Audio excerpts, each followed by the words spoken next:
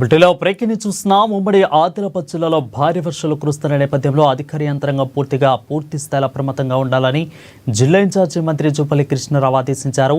జిల్లాలో నెలకొన్న పరిస్థితులపై ఆదిలాబాద్, నిర్మల్ కలెక్టరేట్లో వీడియో కాన్ఫరెన్స్ నిర్వహించి పరిస్థితిని సమీక్షించారు. శాఖల వారీగా తీసుకోవాల్సిన చర్యలపై దిశానిర్దేశం చేశారు. ఇక రిజర్వాయర్లకు సంబంధించిన ఇన్ఫ్లో, అవుట్ఫ్లో గురించి ఆరా తీశారు. క్షేత్రస్థాయిలో పర్యటించి పంట నష్టంపై నివేదిక తయారు చేయాలని సూచించారు. చెరువులకు, కాలువలకు గంటలు పట్లైనట్లయితే వెంటనే వాటిని పూడ్చివేయాలని, రోడ్ల మరమ్మతులను చేపట్టాలని చెప్పారు.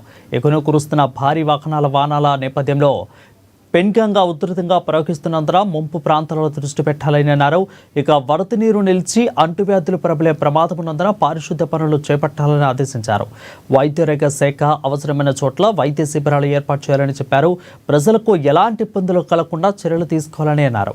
అలాగే త్వరితగతిన సహాయక చర్యలు చేపట్టాలని, ప్రభావిత మండలాల్లో ప్రజలను సురక్షిత ప్రాంతాలకు తరలించాలని సూచించారు. ఆర్డబ్ల్యూఎస్ హెల్త్ అధికారులు క్షేత్రస్థాయిలో అందుబాటులో ఉండాలని చెప్పారు. ప్రమాదకరంగా పొంగు పిల్లుతున్న వాగులు, వంకలు దాటే ప్రయత్నం చేయొద్దని ప్రజలకు అప్రమత్తం చేయాలని సూచించారు. ఇక రోడ్ల మీద నీరు పూర్తి స్థాయిలో తగ్గే వరకు కూడా ప్రజలు బయటకు రాకూడదని, సహాయక చర్యల్లో ప్రజలు, అధికారులు సహకరించాలని మంత్రి కోరారు.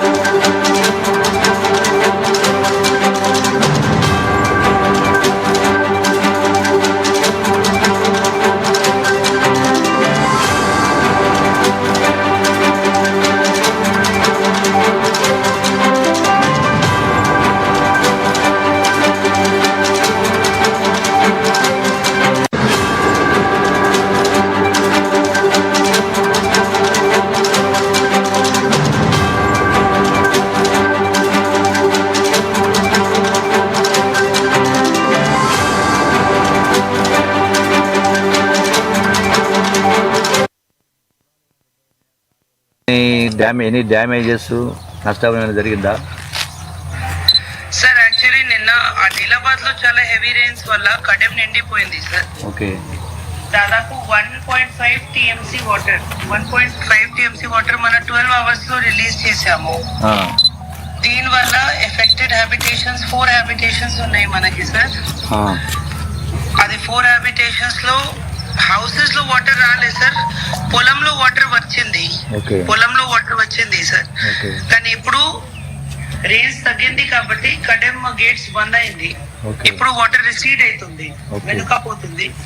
మనకి 20 రోడ్స్ సార్ లో లైన్ ఉంది, దీంట్లో వాటర్ ఎఫెక్టెడ్ ఉంది. అండ్ మనకి 4 కట్ ఆఫ్ విలేజెస్ ఉంది sir, 4 cut off villages.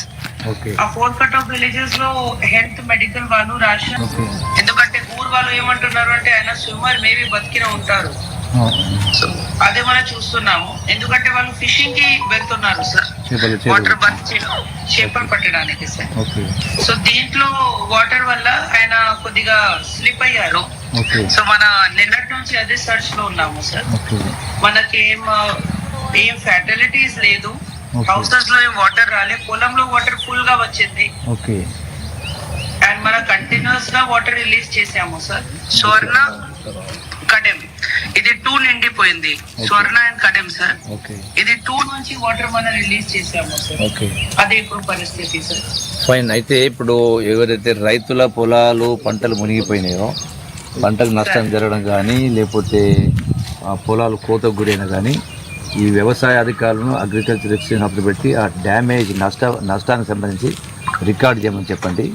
At the same time ఏదైనా కాలువలు కానీ, ఇంకేమైనా రోడ్లు కానీ తెగిపోయి ఉంటే వాటికి సంబంధించి కూడా కొంత ఎస్టిమేట్ చేయించండి. సో దాన్ని ఇమీడియట్గా పునరుద్ధరించడం కోసం సంబంధిత